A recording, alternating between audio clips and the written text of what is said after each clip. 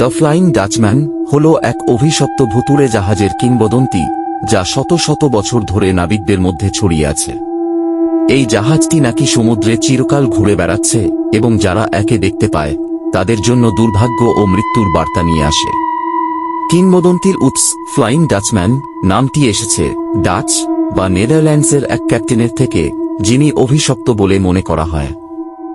মূলত এই কাহিনীর কয়েকটি সংস্করণ আছে, তবে সবচেয়ে জনপ্রিয় গল্পটি হল 17 শতকে এক ডাচ নাবিক ক্যাপ্টেন হেনরিক ভ্যান ডার ডেকেন তার জাহাজ নিয়ে আমস্টারডাম থেকে পূর্ব এশিয়ার দিকে যাত্রা করছিলেন। পথে দক্ষিণ আফ্রিকার কেপ অফ গুড হোপ এর কাছে এক ভয়ঙ্কর ঝড়ে পড়ে। তার নাবিকরা অনুরোধ করেছিল জাহাজ ফিরিয়ে নিতে, কিন্তু ক্যাপ্টেন ছিলেন একগুঁয়ে। তিনি ঘোষণা করলেন, আমি এই ঝড় পেরিয়ে যাব, চিরকাল যদি সমুদ্রে ঘুরে বেড়াতে হয় তবুও। এই কথার সাথে সাথেই প্রকৃতি যেন প্রতিশোধ নেয়। ঝড় ভয়ঙ্কর হয়ে ওঠে, তার জাহাজ উল্টে যায় এবং পুরো ক্রু সমুদ্রে তলিয়ে যায়। এরপর থেকে বলা হয়, ক্যাপ্টেন ও তার জাহাজ কখনোই সমুদ্র ছাড়তে পারেনি এবং চিরকাল তারা অভিশপ্ত হয়ে সমুদ্রে ঘুরে বেড়াচ্ছে। ভুতুড়ে দর্শন ও কাহিনী। বিভিন্ন সময়ে অনেক নাবিক দাবি করেছেন যে তারা এই জাহাজকে দেখেছেন।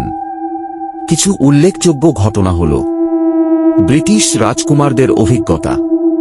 1881 সালে ব্রিটেনের ভবিষ্যৎ রাজা জর্জ ও তার ভাই প্রিন্স আলবার্ট ভিক্টর অস্ট্রেলিয়ায় যাওয়ার পথে ফ্লাইং ডাচম্যান দেখেছেন বলে জানান। সেই রাতেই জাহাজের একজন নাবিক রহস্যজনকভাবে মারা যান। 1939 সালে দক্ষিণ আফ্রিকায় দেখা যায়। দক্ষিণ আফ্রিকার কেপটাউন শহরের কিছু পর্যটক সমুদ্রের দিকে তাকিয়ে এক পুরনো জাহাজকে ঝড়ের মধ্যে দেখতে পান। হঠাৎ করেই সেটি মিলিয়ে যায়।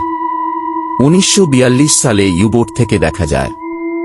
দ্বিতীয় বিশ্বযুদ্ধের সময় জার্মান সাবমেরিন আবর এর এক ক্যাপ্টেন ফ্লাইং ডাচম্যান দেখার দাবি করেছিলেন। অভিশাপ ও লোকবিশ্বাস। নাবিকদের মধ্যে ফ্লাইং ডাচম্যান দেখা মানে অশুভ সংকেত বলে ধরা হয়। অনেকে বিশ্বাস করে এটি দেখার পর জাহাজ দুর্ঘটনার শিকার হয়।